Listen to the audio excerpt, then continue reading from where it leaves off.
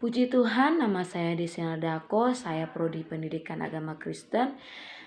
Pada kesempatan ini saya akan mempresentasikan video pembelajaran dengan mata kuliah teori belajar. Nah, saya akan mempresentasi kegagalan dan keberhasilan guru dalam mengajar. Nah, sebelum itu saya akan mengenali ke-8 teori ini, yaitu yang pertama teori kognitif dan teori Van Hill. Nah, pertama, kita harus mengetahui apa itu teori kognitif. Nah, teori belajar kognitif adalah teori belajar yang mementingkan proses belajar daripada hasilnya. Teori ini menyatakan bahwa tidak pada proses belajar. Seorang tidak hanya cenderung pada hubungan antara stimulus dan respon, melainkan juga bagaimana perilaku seseorang dalam mencapai tujuan belajarnya, yaitu stimulus, respon, dan proses. Nah, selanjutnya Van Hill. Apa itu teori Van Hill? Nah, teori Van Hill adalah teori yang membahas tentang ilmu matematika, yaitu geometri, di mana siswa dalam tahap pengenalan bangun geometri dan mampu memberikan tanggapan dan mampu memecahkan masalah dan menyelesaikan masalah. Nah, contoh seperti visual, analisis, abstrak, dedikasi, dan rigor. Nah, mengapa kedua teori ini digabungkan? Karena memiliki korelasi yang sangat valid untuk mencapai tujuan belajar yang bertahap, sehingga siswa bisa sampai pada tujuan pembelajaran yang efektif.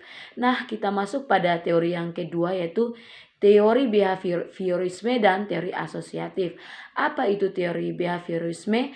Nah, teori belajar behaviorisme adalah teori belajar yang mengedepankan perubahan perilaku peserta didik sebagai hasil proses pembelajaran. Terjadinya perubahan tingkah laku diakibatkan oleh adanya interaksi antara stimulus dan respon. Teori belajar ini berorientasi pada perilaku yang lebih baik. Nah, yaitu perubahan perilaku dan perubahan tindakan. Nah, selanjutnya asosiatif. Apa itu teori asosiatif? Nah, serangkaian proses yang terjadi pada saling berinteraksi antara satu dengan yang lainnya, antara kelompok dengan individu dan individu kepada kelompok, sehingga terjadi suatu perilaku yang dibentuk melalui kondisi dan kebiasaan. Terjadi proses dan stimulus dan membentuk proses belajar. Nah, selanjutnya teori konstruktivisme dan teori deskriptif dan perspektif. Nah, apa itu konstruktivisme? Konstruktivisme adalah teori yang membangun kognitif untuk memberikan ilmu kepada peserta didik. Nah, apa itu teori deskriptif dan perspektif? Nah, dari teori ini deskriptif adalah teori yang membahas hubungan antara kegiatan siswa dalam proses psikolog dalam diri siswa, sedangkan perspektif adalah menggunakan hubungan antara kegiatan pembelajaran proses kalau dari siswa. Mengapa teori konstruktivisme diperlengkapi dengan teori deskriptif? Karena teori ini memiliki hubungan yang erat saling melengkapi agar siswa mampu berpikir secara mendalam ke tingkat belajar, dan siswa juga mempunyai kebiasaan yang baik dalam belajar, melatih aspek kognitif mental siswa agar siswa terbiasa mandiri dalam mengembangkan semua yang ada pada dirinya. Selanjutnya teori humanisme dan fenomenografi. Apa itu teori humanisme? Menurut Carl Roger, teori humanisme atau humanistik membahas tentang belajar dan pembelajaran. Teori ini juga mempunyai arti manusia memanusiakan manusia. Nah, tingkatan kebutuhan ada 5, yaitu fisiologis, rasa aman, sosial, penghargaan, dan aktualisasi diri. Nah, selanjutnya fenomenografi. Apa itu teori fenomenografi? Dari sudut pandang fenomenografi adalah hasil pembelajaran, merupakan bagian pembelajaran yang pentingnya dengan proses pembelajaran. Nah, apa hubungan kedua teori ini? Humanisme adalah bagaimana manusia dapat memanusiakan manusia, dan fenomenografi adalah bagaimana membantu pendidik, yaitu guru, untuk meningkatkan mutu pembelajaran. Nah, sebagai guru pasti ada keberhasilan dan kegagalan guru untuk mengajar dan melaksanakan pendidikan. Berikut saya akan menjelaskan keberhasilan dan kegagalan guru dari analisa yang sudah saya teliti. Yang pertama, teori humanisme. Nah, Sebelum kita masuk dalam teori ini lebih dalam, nah tokoh atau bapak teori humanisme adalah Abraham Maslow. Abraham Maslow ini merupakan salah satu tokoh dalam dunia psikolog berkebangsaan Amerika Serikat, lahir pada 1 April 1908 Masehi.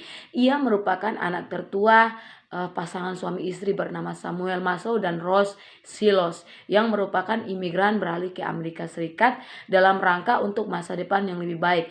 Maslow sejak kecil merupakan pribadi yang berada dalam tekanan baik dalam lingkungan sendiri maupun dalam lingkungan sosialnya. Nah, dari hasil teliti teori fenomenografi ini memberi tantangan yang membuat pertanyaan kepada siswa berkaitan dengan mata pelajaran yang sudah dipelajari, menguji siswa dengan mengelola materi yang sudah dipelajari.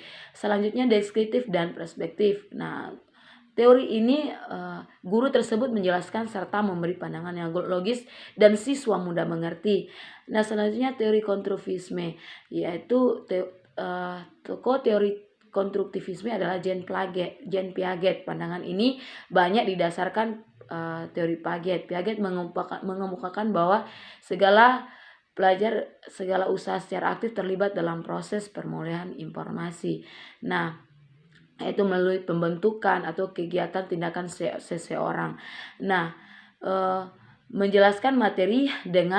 guru menjelaskan materi dengan berbagai metode dan pendekatan, meningkatkan dan merubah cara menjelaskan dengan berbagai cara. Selanjutnya teori behaviorisme. Nah, teori behaviorisme ini dianut oleh Gange dan Berliner tentang perubahan tingkah laku sebagai hasil dan pengalaman Gage. Berliner Education Psychology Second Edition, Chicago Ren MC Nelly. Nah, selain Gage dan Berliner, ini ada beberapa ilmuwan juga loh yang termasuk menganut teori yaitu Teornike, Watson, Hull, Guthrie, dan teori ini adalah teori belajar lebih menekankan pada perubahan tingkah laku.